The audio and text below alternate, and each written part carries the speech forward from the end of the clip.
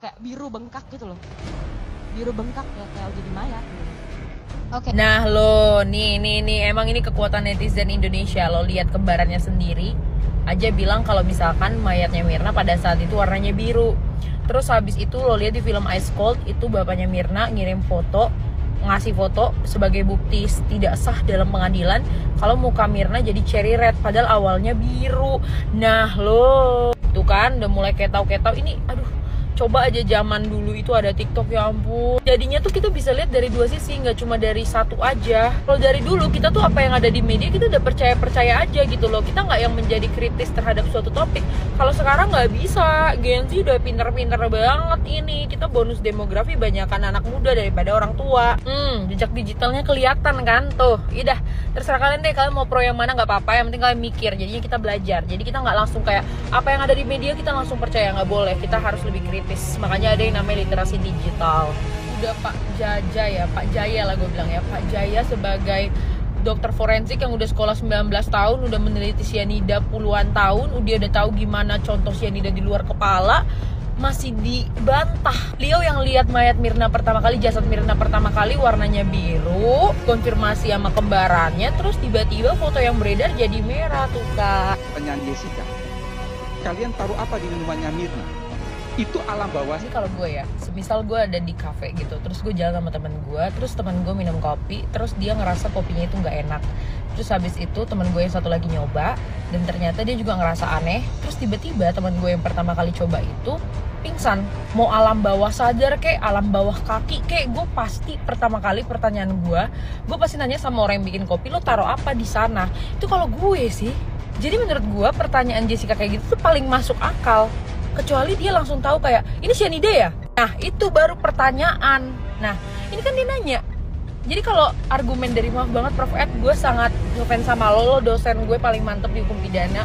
Kalau lu ngajar di kelas, gue pasti datang dan gue pasti duduk paling depan. Tapi menurut gue ini agak kurang masuk aja Bapak.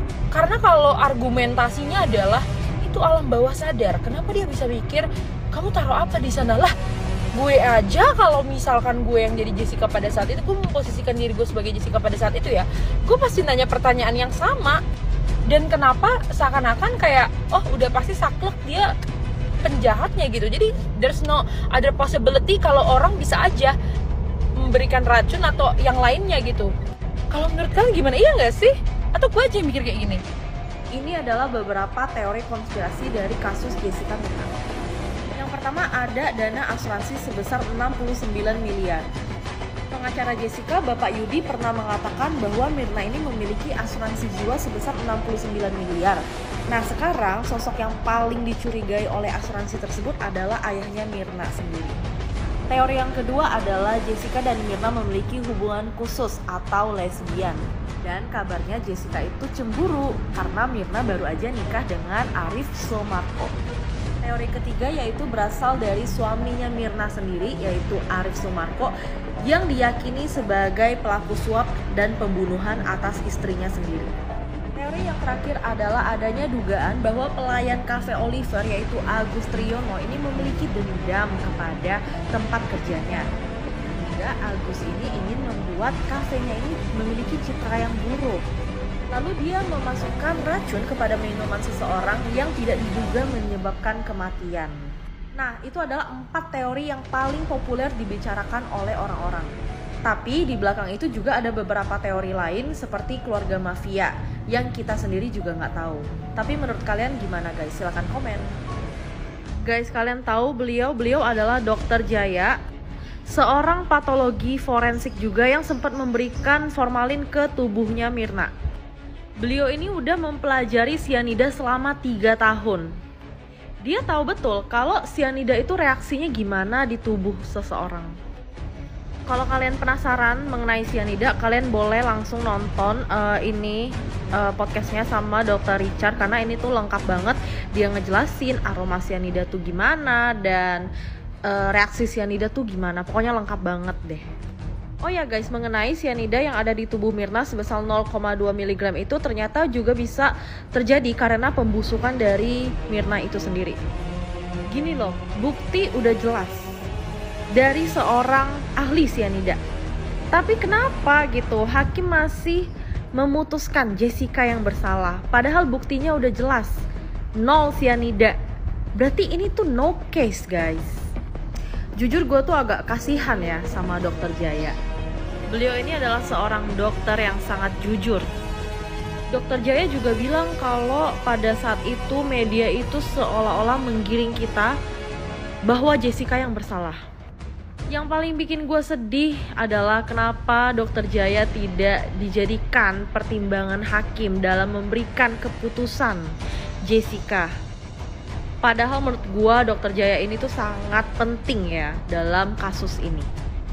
Oke guys, karena video yang kemarin rame, jadi kita lanjut aja part 2 kejanggalan yang ada di kasus Jessica Myrna ini. Oke, mungkin di part ini gue pengen membahas soal sianida. Dari beberapa sumber yang gue baca, orang kalau keracunan sianida itu wajahnya itu akan berubah menjadi merah ceri. Tapi pertama kali Myrna ditemukan tewas, wajahnya itu malah kebiruan. Terus nggak lama muncul foto Myrna dengan muka merah ceri, padahal awalnya mukanya biru gitu. Terus yang kedua, dokter yang memeriksa Myrna setelah 70 menit kematian tidak menemukan sianida dalam lambung. Tapi setelah 3 hari diperiksa lagi lambungnya, baru ditemukan sianida sebesar 0,2 doang. Sedangkan untuk menewaskan seseorang dosisnya itu perlu 100-an gitu.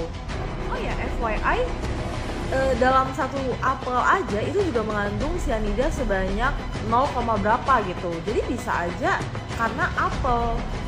Dan yang terakhir, pihak Jessica udah menghadirkan saksi ahli, yaitu seorang patologi forensik yang berasal dari Australia. Lalu si saksi ahli itu bilang kalau kematian Myrna bukan karena sianida.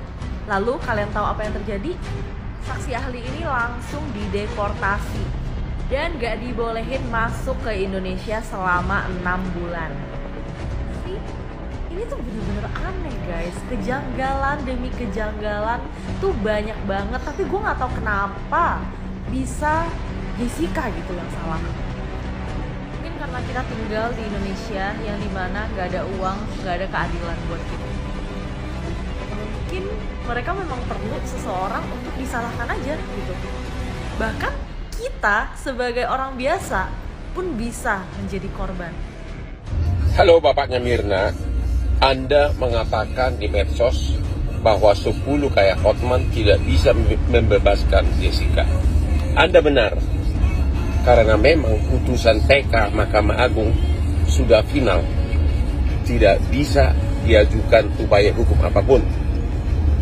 Namun demikian, apabila baca putusan dan temuan fakta persidangan, di dalam putusan tidak ada bukti yang secara direct, secara langsung membuktikan bahwa Jessica lah yang menaruh sianida di kopi.